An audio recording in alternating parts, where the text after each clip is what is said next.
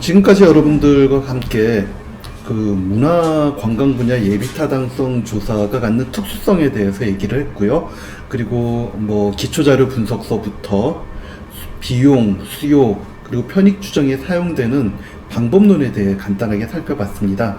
자, 지금부터는 여러분들이 문화 관광 분야 예비 타당성 조사를 수행한다라고 했을 때 실무적으로 조금 더 도움이 될 만한 얘기를 해보도록 하겠습니다.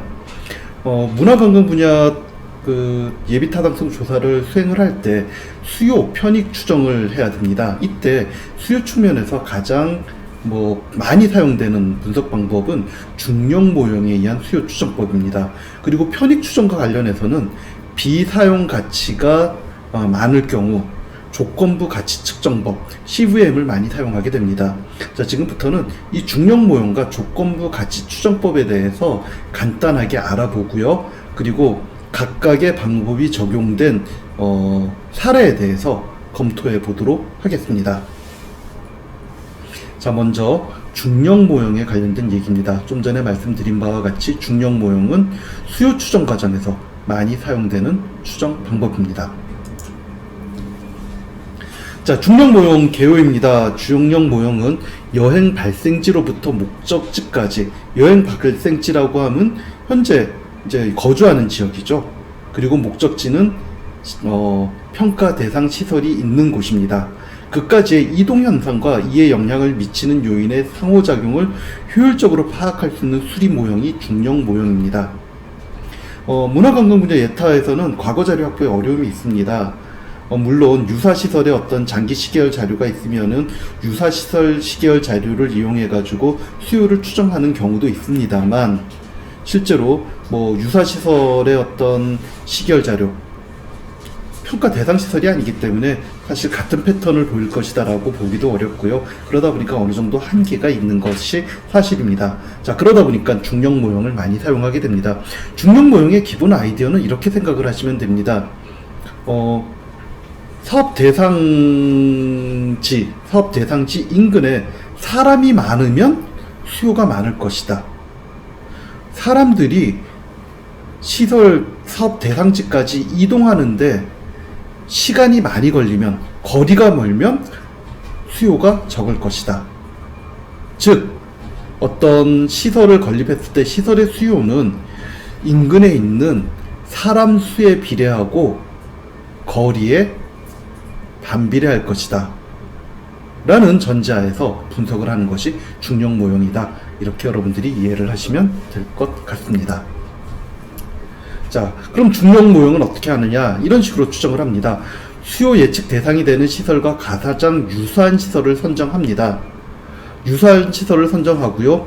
유사 시설의 이용객 수와 어떤 전국에 있는 각 지역과 유사 시설 간의 물리적 거리, 그리고 전국에 있는 각 지역의 인구, 이런 것들을 감안을 해서 기존 시설의 방문율이라는 것을 계산을 하게 됩니다. 이 방문율이 어떻게 계산되는지는 조금 이따가 수식으로 자세히 보여드리겠습니다. 이 방문율을 우리가 중력 계수라고 하는데요.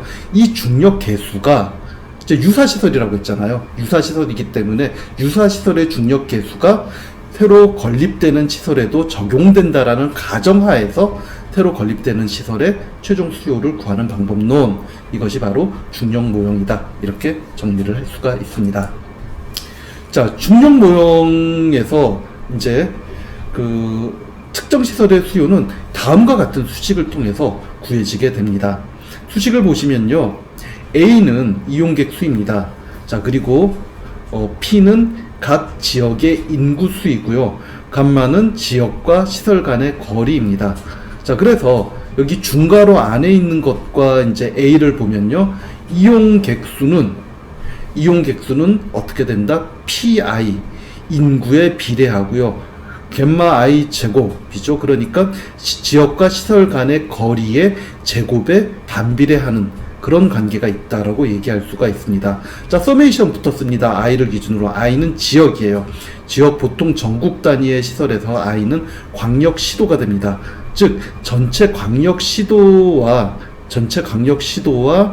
어떤 시설 간의 이제 관계를 보는 것인데요. 인구에 비례하고 거리 제곱에 반비례하는데 이것 갯마 제곱분의 PI를 전부 서메이션 더한 것이 이제 그 A에 영향을 미친다라고 보는 것입니다.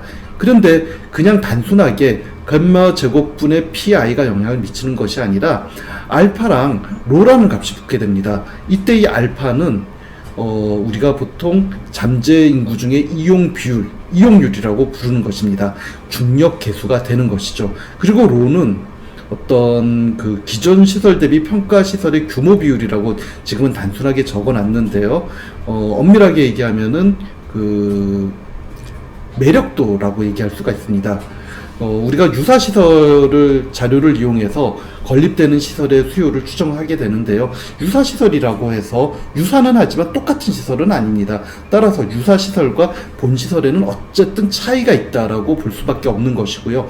이 차이를 매력도라는 이름으로 반영을 하게 됩니다. 그것이 저 로에 해당되는 값이다라고 이해를 하시면 되겠고요. 이 로 매력도로서 가장 많이 사용되는 것이 보통은 이제 규모 비율입니다.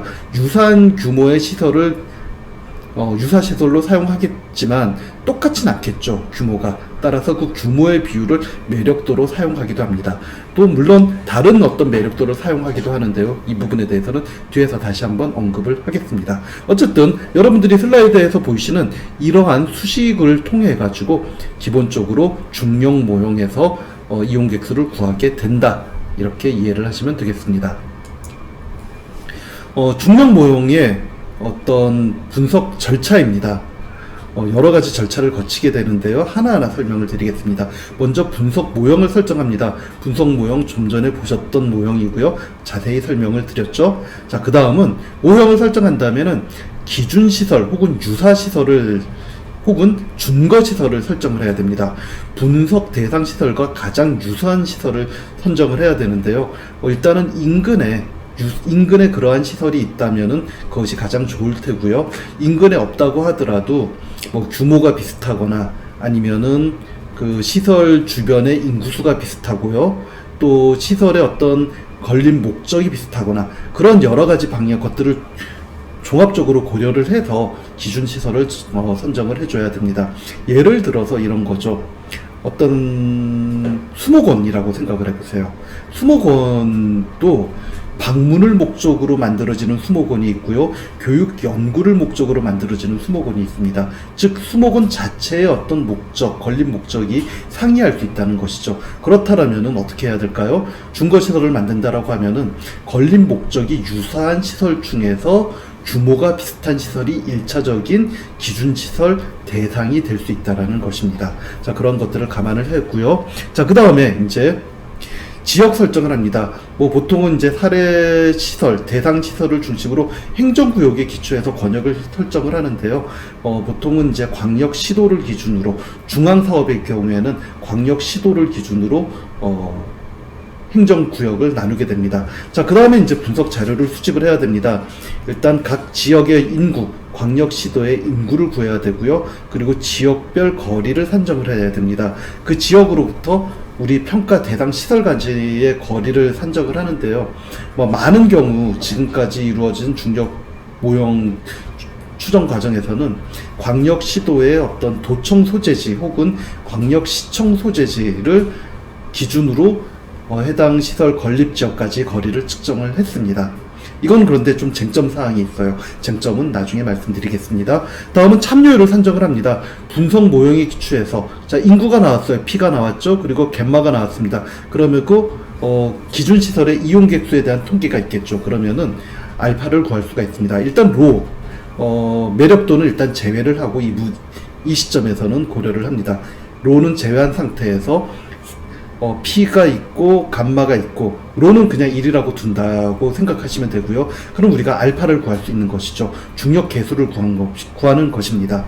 자, 그 다음 이까지 기존 시설, 어떤 준거 시설, 유사 시설에 기초해서 이까지 알파를 구한 다음에는 이제 당일 시설의 이용도를 추정을 하게 됩니다. 당일 시설 이용을 어떻게 추정을 하겠습니까? 일단 알파 값은 준거 시설의 알파 값을 사용을 하게 됩니다. 자, 그리고 인구수는 해당 시설이 건립되는 시점에 각 광역시도의 인구수를 사용을 하면 됩니다. 그리고 갯마, 어떤 거리는 새로 건립되는 시설과 각 광역시도의 어떤 인구 중심지와의 어떤 거리를 측정을 해주면 되겠죠. 자, 그렇게 우리가 알파, P, 감마를 구하면은 A 값을 이제 구할 수가 있게 되는 것이죠. 자, 그렇게 A 값을 구한 다음에 그 다음에 할 것은 뭐다? 매력도를 산정하는 것이라는 겁니다. 뭐 규모를 이용할 수도 있고요. 어떤 전문가들의 어떤 설문을 통해 가지고 매력도를 산정하는 경우도 있습니다. 어쨌든 그런 여러 가지 방법을 통해서 매력도를 산정을 해서 저 로 값을 정해주는 것이죠. 자, 그렇게 되면은 최종적으로 수요 예측이 된다라는 것입니다. 자, 이렇게 수요 예측이 되면요, 최초에 만들어지는 수요는 언제 수요가 되냐면은 해당 시설이 건립이 돼서 첫 번째 운영이 되는 시점에 수요가 됩니다. 자, 그런데 우리가 예비 타당성 조사를 통해서 구해야 되는 수요는 향후 30년간, 즉 운영 기간 30년간의 수요를 구해야 되는 것이죠. 자, 그래서 최초 수요를 중형 모형을 통해서 구한다면 30년간의 수요를 구해야 됩니다. 이 30년간의 수요는 어떻게 구하냐? 일반적으로는 뭐 여러 가지 방법이 있을 수 있는데요. 각 연도의 각 연도의 P에 대한, 인구에 대한 어떤 전망치를 이용해서 구하는 방법도 있을 거예요. 그런데 광역시도 인구가 아주 장기간에 걸쳐서 확보가 되면은 좋겠습니다만, 그렇지 않은 경우도 있습니다. 그러다 보니까 어떻게 하냐면은, 일단 최초 가동이 시작되는 연도의 수요를 구한 다음에, 그 다음에는 우리나라 총 인구 증가율을 감안을 해서 각 연도의 수요를 계산을 해줍니다. 자, 이런 방식으로 중형 모형을 통한 수요 예측이 이루어진다, 이렇게 이해를 하시면 되겠습니다. 자, 지금부터는 그러면요, 실제 중형 모형을 이용한 수요 추정 사례를 한번 보도록 하겠습니다.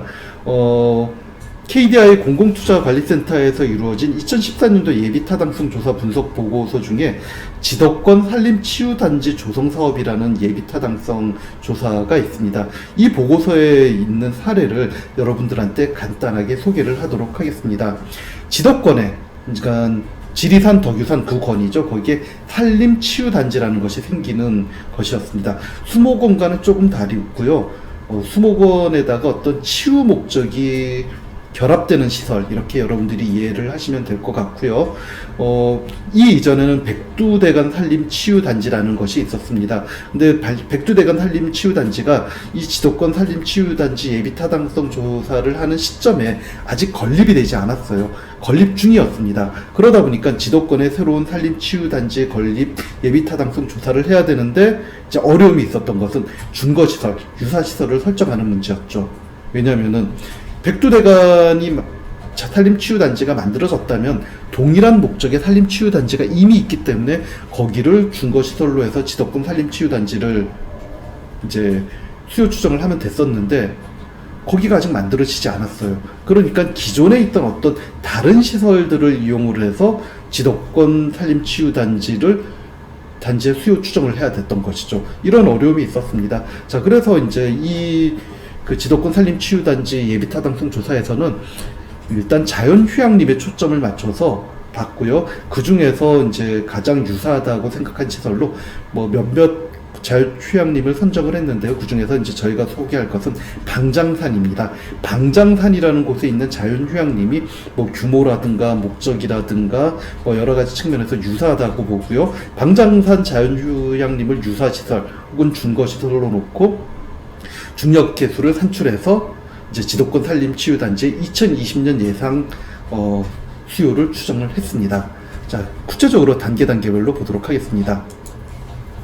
준거시설의 기본 정보를 먼저 구해야 되겠죠. 인구는 통계청 자료를 사용을 합니다. 거리 및 소요 시간이 필요하다고 했는데요. 거리 및 소요 시간은 보통 네이버 지도를 이용해서 추정을 많이 합니다.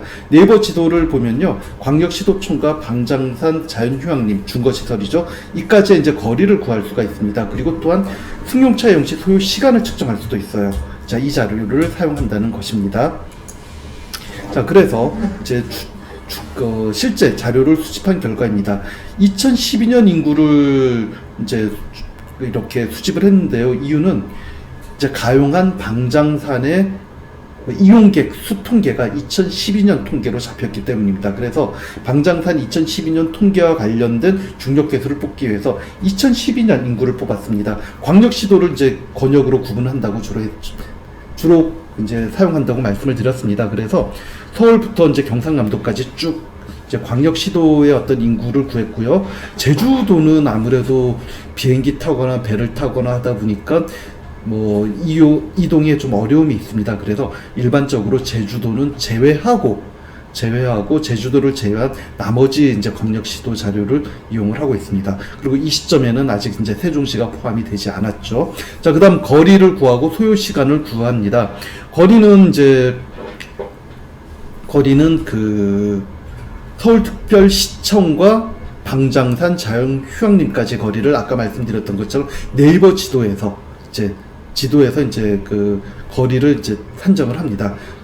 최단거리 기준으로 이제 네이버 지도에서 그 거리를 이제 검색을 하면요, 최단거리 그리고 최소 시간 소요 거리 뭐 여러 가지가 나옵니다. 여러 가지가 나오는데 일단 최단거리를 기준으로 거리를 추정을 했고요. 또 그 해당 시점의 어떤 교통 상태를 반영을 할 수도 있고 반영을 안 할 수도 있는데요. 물론 거리상에서는 반영하는 것이 큰 의미가 없지만 그 소요 시간을 측정할 때는 그 시점의 어떤 교통량을 반영하는 것이 이제 소요 시간에 영향을 미치게 되겠죠. 그래서 소요 시간은 해당 시간의 교통량은 반영하지 않은 상태에서 네이버 지도를 이용해서 거리랑 소요 시간을 측정을 합니다. 그래서 예를 들어 보면은 서울특별시청으로부터 방장산 자연휴양림까지 최단 거리는 266km이고요. 소요 시간은 약 승용차 기준 3시간 3.25시간이 걸린다. 이렇게 이제 측정이 된 것이죠. 자, 그럼 이것을 이제 표준화를 시킵니다. 표준화를 시켜서 표준화 거리, 표준화 시간을 이제 잡게 되는데요. 지도권 자연 산림 치유 단지 조성 사업 예타에서는 표준화를 할 때 이렇게 표준화를 했습니다.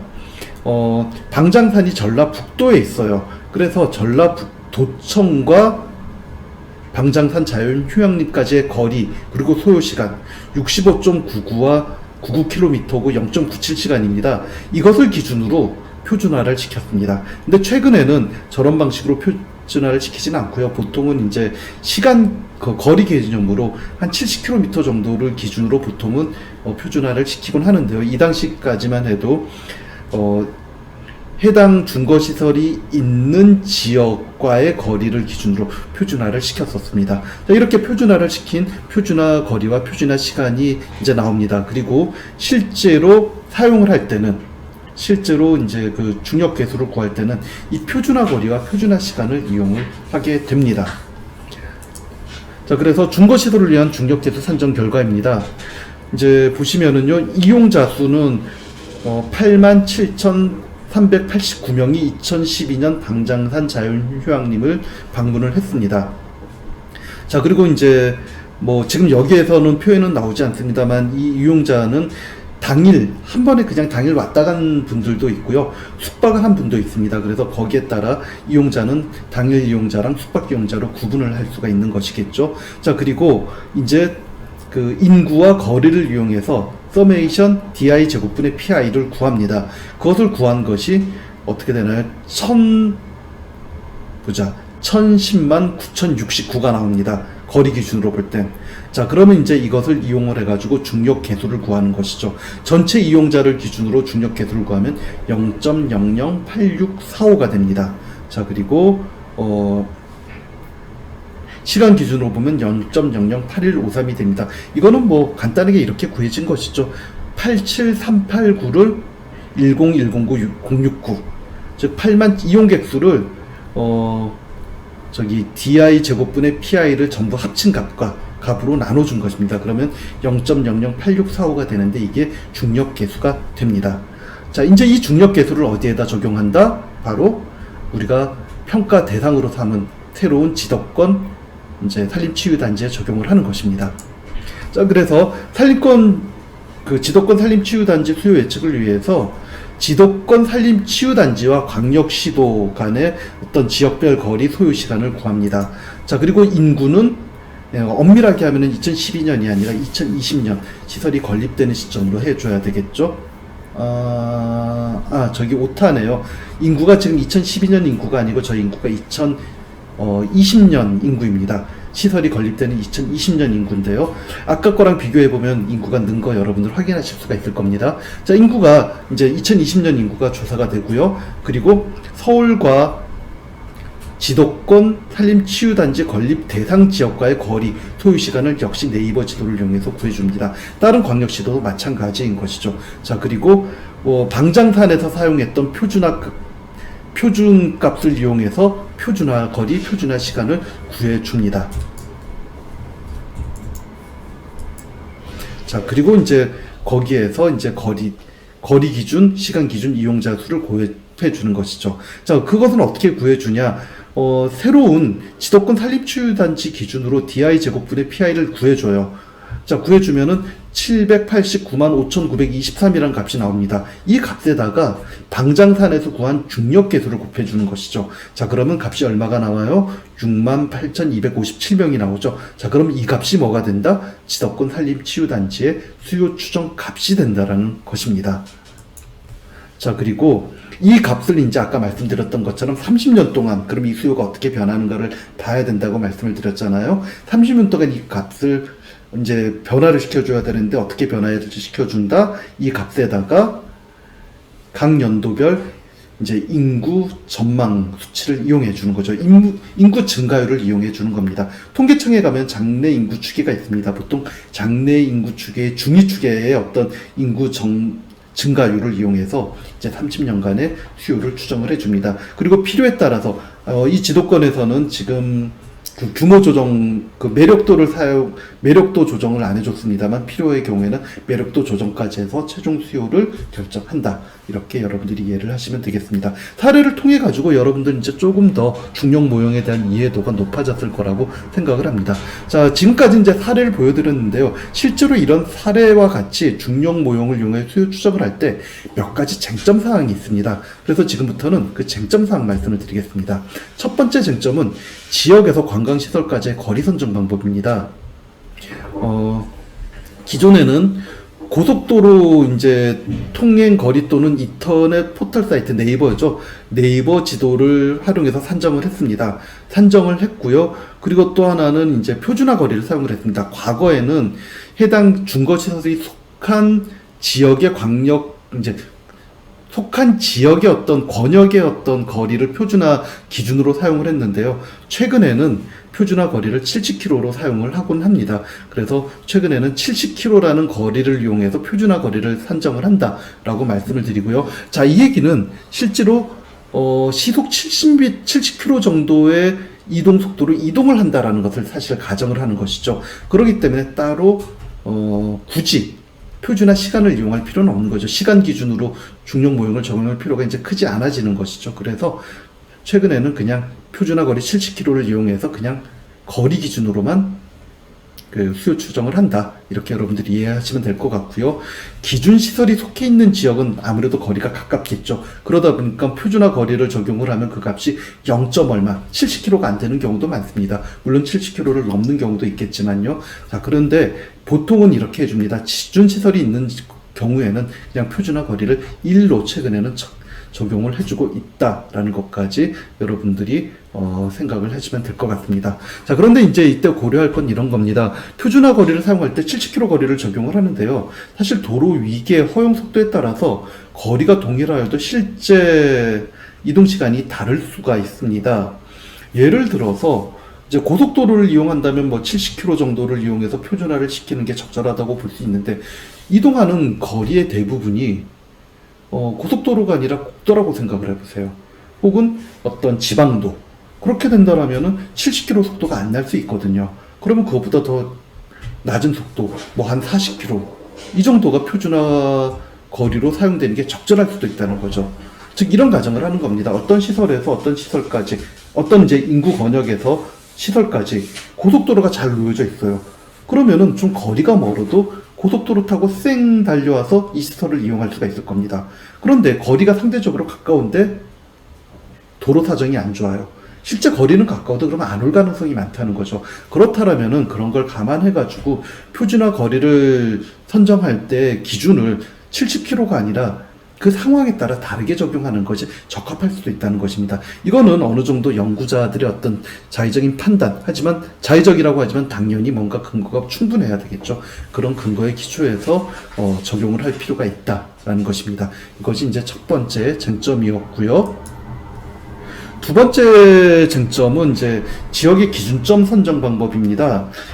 많은 예비타당성 조사, 거의 대부분의 예비타당성 조사는 광역시청 혹은 도청을 기준으로 지역의 기준점을 선정을 합니다. 즉 서울 하면은 서울시청을 기준으로 거리를 산정을 한다는 것이죠. 그런데 이 부분에 대해서 이제 문제 제기가 있습니다. 뭐냐면은 이동의 대상은 사람이기 때문에 광역시도가 아니라 그 지역의 인구 분포를 감안해서 인구 중심점을 잡아놓고 그 인구 중심점을 기준으로 거리를 산정해야 된다라고 얘기를 하는 것이죠. 실제로 KDI의 문화관광 부분 예타 지침에는 그래서 인구 중심점을 놓고 봐야 된다라고 얘기를 하고 있습니다. 그런데 이게 좀 간단한 문제가 아닙니다. 이 인구 중심점을 잡기 위해서는 GPS 관련 프로그램이 있어야 되고 이걸 다룰 줄도 알아야 됩니다. 그런데 실질적으로 GPS 관련된 프로그램 그리고 인구 중심점 잡는 방법을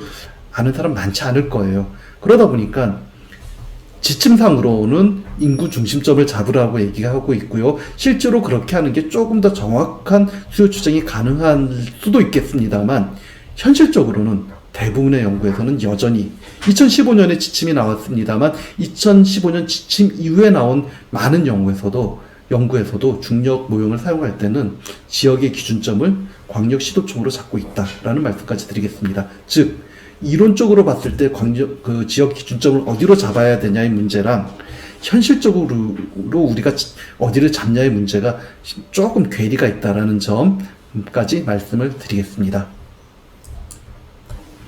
자, 다음 중력 모형을 이용한 수요 추정의 쟁점 중에 대중교통 반영 이슈가 있습니다. 70km를 잡는 이유는 승용차를 이용한 이동 거리를 기준으로 분석을 하기 때문입니다. 하지만 모든 사람들이 승용차를 이용해서 이동하는 건 아니죠. 대중교통을 이용하는 경우도 많이 있을 겁니다. 따라서 엄밀하게 본다면요, 승용차를 이용하는 이용객과 대중교통을 이용하는 이용객의 비중을 구한 다음에 각각에 대해서 다른 표준화 거리를 적용해 주는 것이 엄밀한 분석이 될 것입니다.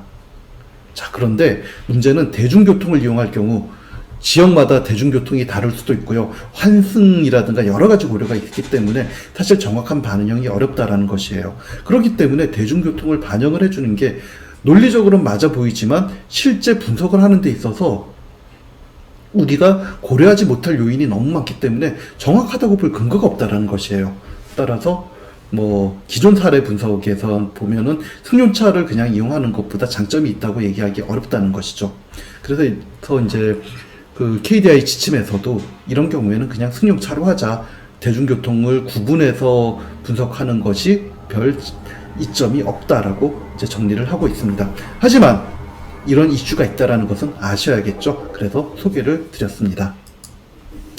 자, 다음 매력도 적용에 따른 이슈입니다. 매력도를 어떻게 적용할까의 문제인데요. 과거에 보면은 매력도를 적용하는 사례도 있고 적용하지 않은 사례도 있습니다. 적용한 사례 같은 경우는 사실은 주로 시설 규모 비율을 매력도로 적용을 했습니다. 중거시설은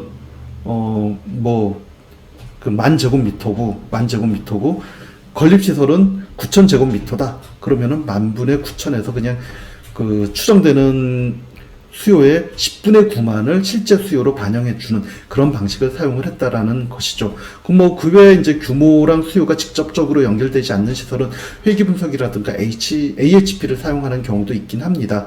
어쨌든 간에 어떤 것을 매력도로 적용할 것인가 이 부분도 쟁점이 될 수 있다라는 것까지 말씀을 드리고요. 아까 말씀드렸던 것처럼 방문시설의 경우에는 규모와 수요가 연동되는 경우가 많기 때문에 시설 규모의 비율이 매력도로 사용이 된다까지 정리를 하고 넘어가겠습니다.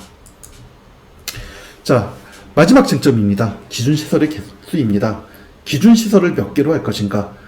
중력 모형 사용 초기에는 한 개의 시설을 기준시설로 잡았고요. 그리고 그 한 개의 시설의 중력 개수를 이용해서 최종 수요를 추정을 하는 방법을 많이 사용을 했습니다. 근데 최근에는 기준 시설로 여러 개를 잡을 수 있다면 가능하면 여러 개의 기준 시설을 적용하는 방법을 사용을 하고 있습니다. 왜냐면은 어떤 시설을 준거 시설로 사용하냐에 따라서 수요 추정치가 달라질 수밖에 없거든요. 그런데 어느 하나만을 준거 시설로 잡고 그 시설을 준거 시설로 한 수요가 정확한 수요이다, 이렇게 얘기하는 것은 다소 이제 리스키한 문제가 있는 것이죠. 그렇기 때문에 준거 시설을 여러 개 잡을 수 있다면 여러 개 시설을 잡은 다음에 수요를 추정하고 각각의 준거 시설로부터 나온 수요를 평균해서 일정 정도의 어떤 리스키함을 없애는 그러한 이제 방법을 최근에는 사용하고 있다라는 것까지 말씀을 드리겠습니다. 이상 중력 모형을 이용한